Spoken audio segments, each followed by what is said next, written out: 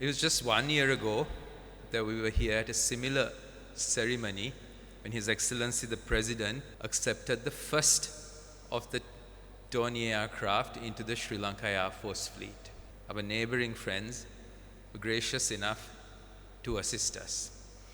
It is not only with this aircraft that we have received India's assistance. It's been a long-standing relationship, but in more recent times, when we were going through the economic crisis, India stepped up beyond the call of duty to lend us a hand. We were having difficulty in providing the basics to our people, leaving alone our responsibilities in the region, such as the maritime reconnaissance or the maritime domain awareness work that is expected of Sri Lanka, considering on this important location in the Indian Ocean. I remember when President Wickramasinghe was here at that function, he made very special mention of this. And we, in our recent visit to India, have developed a closer bond and a vision for how we will work together in the future as well.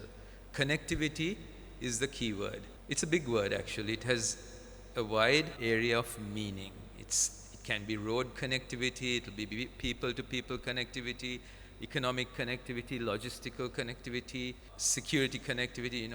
It's large sphere. And we as neighbors cannot change the fact that we are neighbors. We will have to work together to ensure the safety of each other. I have to also make mention that at difficult times, the American government and the government of Australia also stepped up in the area of maritime security to assist the Sri Lanka Air Force and the Sri Lanka Navy with much needed fuel. It sounds very primitive when I talk of fuel, but that is the time we went through. Much needed fuel, and not stopping at that, have also pledged further assistance to help us expand our fleet. Our fleet suffered during the economic crisis.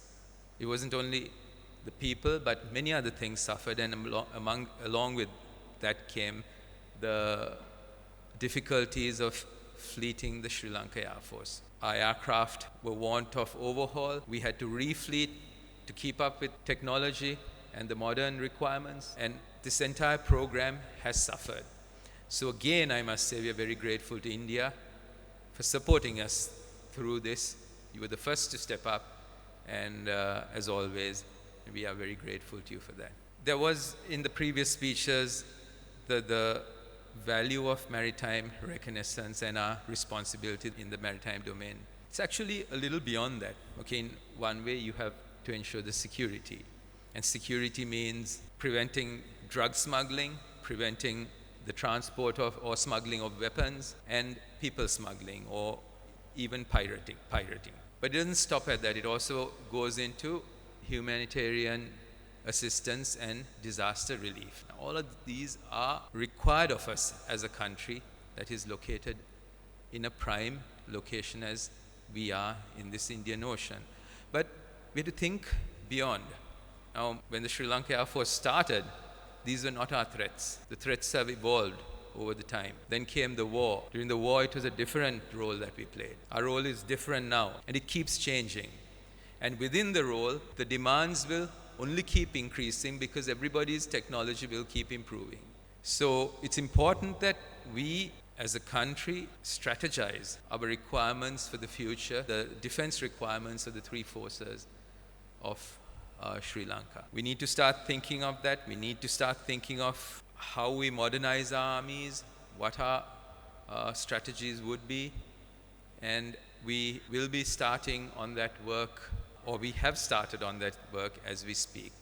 His Excellency the President will announce the way forward tomorrow, or on Friday when he speaks at the Naval Pass Out in Busa. But we have to think beyond that as well. We were speaking on the tarmac that deforestation is happening rapidly. Sand mining is happening. All of this takes away from the future of our country. So we need to work together to safeguard our environment. We can be in this prime location. We can have the best potential for solar energy. We can have the best potential for wind energy. We can be a strong force in the climate economy. But if our environment is going to keep deteriorating due to the bad deeds of our own people, then we need to make more steps towards stopping that. So the Air Force, the Navy, the Army, along with the other agencies that are tasked with these, will have to work together, coordinate together to ensure that we safeguard the environment for the future of our country and for the future generations. Anyway, I know His Excellency the High Commissioner has a meeting today with our Foreign Minister very shortly, so I don't want to keep speaking very much longer. Just want to say thank you again, and thank you very much to the Sri Lanka Air Force for the efforts you have taken since the war to safeguard this country.